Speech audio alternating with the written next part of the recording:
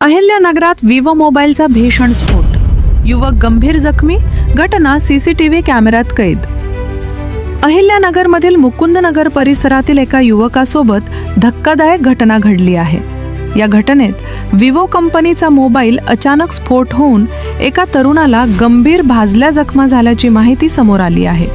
ही घटना 30 ऑक्टोबर 2025 रोजी घडली असून जखमी युवक हबीब हमीद शेख हा जेऊर येथील वॉटर डिस्टिलेशन प्लांटमध्ये काम करत असताना मोबाईल अचानक पेटला आणि काही सेकंदात स्फोट झाला।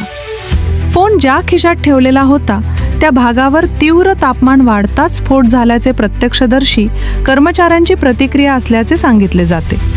स्फोटामुळे युवकाच्या पाय व हातावर गंभीर भाजल्या जखमा झाल्या असून उपचारासाठी त्याला तातडीने जिल्हा रुग्णालयात दाखल करण्यात आले। डॉक्टरांनी जखमांमुळे पुढील काळात दुष्परिणाम होण्याची शक्यता व्यक्त केली आहे। घटनेनंतर विवो सर्व्हिस सेंटरकडून पीडिताला 10,000 रुपयांची आर्थिक मदत तसेच नवीन मोबाईल देण्यात आल्याचे समोर आले आहे। मात्र ही मदत तात्पुरती आणि अपुरी असून ती नुकसान भरपाईच्या दृष्टीने योग्य नाही असा पीडिताचा आरोप आहे। या प्रकरणी पीडिताकडून ॲडव्होकेट मुबीना एम जहागीरदार यांनी Vivo mobile India private limited या कंपनीला कायदेशीर नोटीस पाठवली आहे।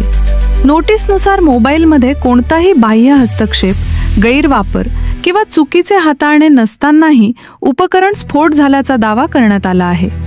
कंपनीने दोषपूर्ण उत्पादन विक्री करून ग्राहकांच्या सुरक्षिततेकडे दुर्लक्ष केले तसेच गुणवत्ता नियंत्रणाकडे दुर्लक्ष झाल्याचा आरोप नोटीसमध्ये करण्यात आला आहे। नोटीसनुसार पीडिताने 25 लाख रुपयांची नुकसान भरपाई, उपचाराचा संपूर्ण खर्च, दोषी मोबाईलची रिप्लेसमेंट किंवा परतावा, कंपनीकडून लिखित सार्वजनिक माफी तसेच भविष्यात अशा घटना टाळण्यासाठी सुरक्षा व गुणवत्ता उपाययोजना राबवण्याची मागणी केली आहे। अनैतिक व्यापार पद्धती आणि सेवेमधील गंभीर त्रुटी यामुळे ही भरपाई आवश्यक असल्याचे नमूद करण्यात आले आहे। कंपनीने 15 दिवसांच्या आत लेखी उत्तर देऊन भरपाईची कार्यवाही केली नाही तर संबंधित कंपनीविरुद्ध नागरी तसेच फौजदारी कारवाई करण्यात येणार असल्याचे नोटीसमध्ये स्पष्ट चेतावणी देण्यात आली आहे। Bureau report, youth media, Ahilyanagar.